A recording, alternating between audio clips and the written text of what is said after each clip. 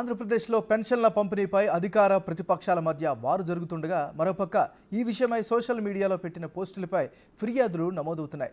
పెన్షన్ల పంపిణీకి సంబంధించి సీఎం జగన్పై ఎక్స్లో అసభ్యకరమైన ట్వీట్ చేశారని మాజీ మంత్రి టీడీపీ సీనియర్ నేత అయ్యన్న పాత్రుడిపై వైసీపీ నేతలు ఈసీకి ఫిర్యాదు చేశారు.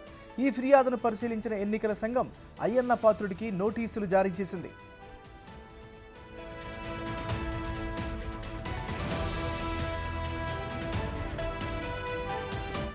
బ్రిటన్లో మనం బ్రేకింగ్ న్యూస్ చూస్తున్నాం. ఆంధ్రప్రదేశ్లో పెన్షన్ల పంపిణీపై అధికార ప్రతిపక్షాల మధ్య వారు జరుగుతుండగా మరోపక్క ఈ విషయంపై సోషల్ మీడియాలో పెట్టిన పోస్టులపై ఫిర్యాదులు నమోదవుతున్నాయి.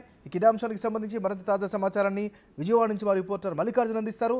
మల్లికార్జున్, చెప్పండి, ఈ తాజా కేసు ఫిర్యాదుకి సంబంధించి అదేవిధంగా నోటీసులకు సంబంధించిన అప్డేట్ ఏంటి? నాగరాజు, ఏదైతే పెన్షన్లకు సంబంధించి కూడా ఇటు అధికార ప్రతిపక్ష మాటల యుద్ధం కొనసాగుతుందని కూడా చెప్పుకోవచ్చు. ఇదే విధంగా సోషల్ మీడియా కూడా ట్విట్టర్ లో కొన్ని పోస్టులు కూడా టీడీపీ సైతం పెడతా ఉంది. దానికి కౌంటర్ గా వైసీపీ సైతం పెడతా ఉన్న పరిస్థితి కూడా ఉంది. దీంట్లో తెలుగుదేశం పార్టీకి సంబంధించిన ఇద్దరు సీనియర్ నేతలు, ఇటు మాజీ మంత్రి అయ్యన్న పాత్రుడు, అలాగే తెలుగుదేశం పార్టీ రాష్ట్ర అధ్యక్షుడు అచ్చెన్నాయుడు పోస్టులను ట్యాగ్ చేస్తూ కూడా నిన్న 2వ తారీఖున ఎన్నికల సంఘానికి కూడా వైఎస్ఆర్సీపీ నేత ఎవరైతే ఉన్నారో లేళ్ల అప్పిరెడ్డి ఫిర్యాదు చేయడం జరిగింది.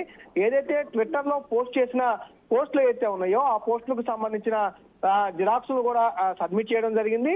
ఈ పోస్టులు ఒకసారి మనం చూస్తే ఆది నుంచి అదే కథ, దాచుకోవడమే జగన్కు తెలిసిన విద్య, పెన్షన్ డబ్బులు దోపిడీ దొంగలకు పంచి నాటకాలు, నాటి నుంచి నేటి పెత్తందారి పోకడలు అంటూ కూడా అయ్యన్న పాత్రుడు పోస్ట్ చేయడం జరిగింది. అలాగే కొన్ని బొమ్మలు కూడా ట్యాగ్ చేసి దాంతో పెట్టడం జరిగింది.